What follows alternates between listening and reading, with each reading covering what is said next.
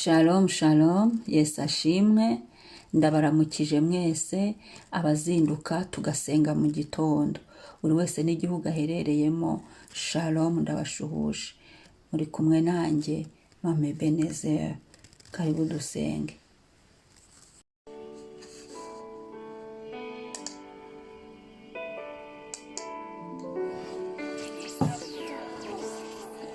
Reka dusome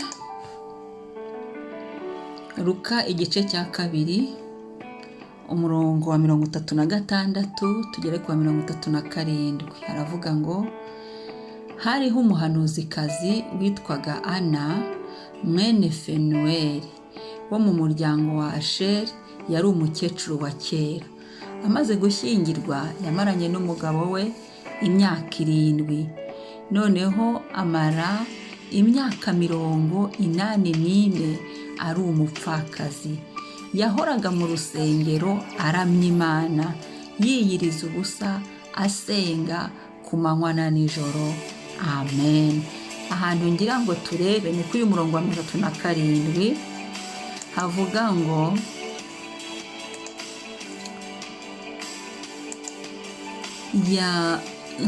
ngo, noneho amara imyaka 84 ari umupfakazi. Hano rero uyu murongo nongera ngo duhagarare. Yahoraga mu rusengero aramya Imana. Turi mu cyumweru cyo kuramya Imana. Uyu Ana yahoraga mu rusengero aramya Imana, yiyiriza ubusa, asenga ku manywa na nijoro. Haleluya. Ana we yari yaramenye icyo Imana yamuremeye. Nubwo yari umupfakazi ntiyigeze ananirwa kuramya Imana. Nubwo natwe rero atubera urugero rwiza, ibyo turi gucamo ntibitubuze kuramya Imana, uko tumerewe ntibitubuze kuramya Imana, ibyo tutarabona ntibitubuze kuramya Imana, ibyapfuye ntibitubuze kuramya Imana, aho tugeze ntibitubuze kuramya Imana, ibyo tutarageraho ntibitubuze kuramya Imana, amasezerano atarasohora ntibitubuze kuramya Imana. Ana yabaye umupfakazi nyuma y'imyaka 7 gusa, avayo ariko arangije yihitiramo kuramya Imana. Yamaze imyaka 84 ari umupfakazi. Ufashe imyaka 84 ugateranyaho yayindi 7, wumva ko yapfuye afite 90. Nawe ahandi uhuzuze nuko. Hanyuma rero imyaka 84 yamaze ari umupfakazi. Umva icyo yakoraga. Yahoraga mu rusengero aramya Imana. Twebwe duhora he? Ibaze wowe aho uhora uyu munsi kuzindutse urajya he? Aho umutima wawe wanjye turawugendana dushima Imana, turamya Imana.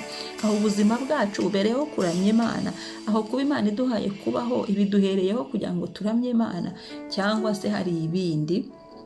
Reka twibaze. Nta mpamvu n'imwe twazana imbere y'Imana, ntabwo turusha Ana umubabaro. Yagiye ahura n'ibibazo, ariko none sibwe ko ku musozi wose batamurebaga ari umupfakazi.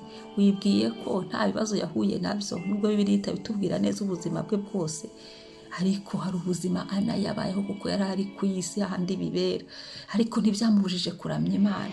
Icyo gihe cyose ntibyatumye ataramya Imana. Icyo gihe cyose nticyatumye atizera Imana ngo ahagarare yizere, aramye, ashyira Imana ye hejuru. Natwe reka tugarukane kuramya Imana. Wivuga ngo impamvu izi n'izi ngo ye baba ngiki kuramya Imana. Ramya Imana, nanjye ndamya Imana. Imana iduhana umugisha. Reka dusenge twibuke ko gusa Imana yaturemeye kuyiramya no kuyihimbaza. Ana yarasengaga yiyiriza ubusa, agasenga ku manywa na nijoro.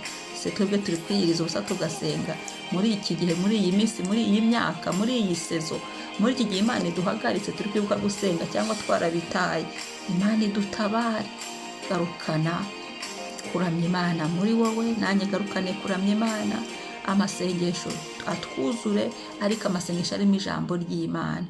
Umwami ashimwe, umwami ahimbazwe, ahabwe icyubahiro Kristo. Haleluya, haleluya. Mana, ndagushimira, mpagaze hano imbere yawe Mwami uyu munsi. Ndagushimira uyu munsi umpaye, ndagushimira ubuntu ngiriye, ndakuramya, ndagusingiza. Ni wowe Mana, ni wowe Mana, ni wowe Mana. ndakuramya ndagusingiza, urera, uri mwiza, ndakuramya ndagusingiza, urakomeye, ndakuramya ndagusingiza, ushobora byose, ndakuramya ndagusingiza, uriho kandi uzahoraho, ndakuramya ndagusingiza, niwe Mana ihindura amateka, niwe Mana ibashije, niwe Mana ishyiraho ubuzima, niwe Mana, uri Imana nziza, Mana ashimwa, Mana himbazwa. Mwami ndasenze ngo uyu munsi ntagire ikimbuza kukuramya, muri iki gihe umpaye kubaho ntagire ikimbuza kukuramya, ibyo ntarabona ntibimbuze kukuramya, ndisengeye ngo nuzuremo kukuramya, nuzure kukuramya Mwami, byuzure muri njye, kuguhimbaza, kugushima, kugusenga, byuzure muri njye Mwami. Kristo ntama w'Imana nzima, uri mwiza, haleluya. Shimwa Mwami, shimwa Mwami, shimwa Mwami, shimwa Mwami, niwe wakuramya, niwe nyiri ibisingizo. Yesu ndakuramya, ni wowe Mwami, Yesu ndakuramya, ni wowe Mwami, Yesu ndakuramya, ni wowe Mwami, Yesu ndakuramya, ni wowe Mwami, Yesu ndakuramya, urashoboye, ni wowe Mwami, Yesu ndakuramya, urakwiriye, ni wowe Mwami, Yesu ndakuramya, urahambaye, ni wowe Mwami, Yesu ndakuramya, urakomeye, ni wowe Mwami, Yesu ndakuramya. Shima Mwuka wera w'Imana, ndakuramya, ndakuramya, ndakuramya, utatu bwera ndaburamya, Imana imwe, Imana imwe ikomeye, Imana imwe ishobora byose, Imana imwe isumba byose, Imana imwe yihagije, Imana imwe yandemye indema mu ishusho yawe. Mwami nakwitura iki? Umpa umwuka ku buntu, nkanguye ku buntu, umpaye ubuzima, ndagushima, ndagushima, uri mwiza. Amaraso ya Yesu ndayashyira hejuru, niyo yampesheje kwitwa umwana w'Imana, amaraso ya Yesu meza ndayashyira hejuru. Mana warakoze, warakoze kudukunda, warakoze kuduha Yesu.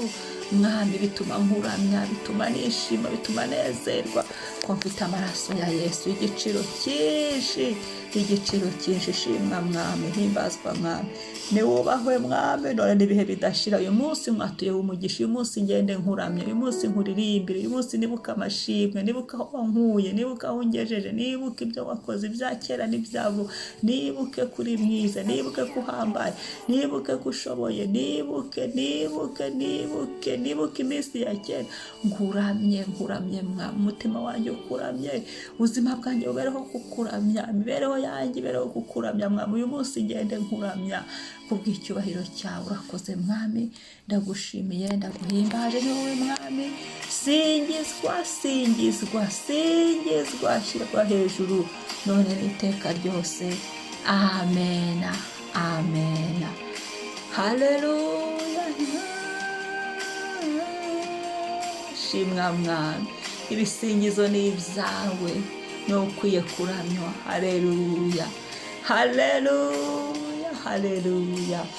Amena, amen. Umunsi mwiza, Yesu abagirire neza. Shalom, tugumya kuramya Imana.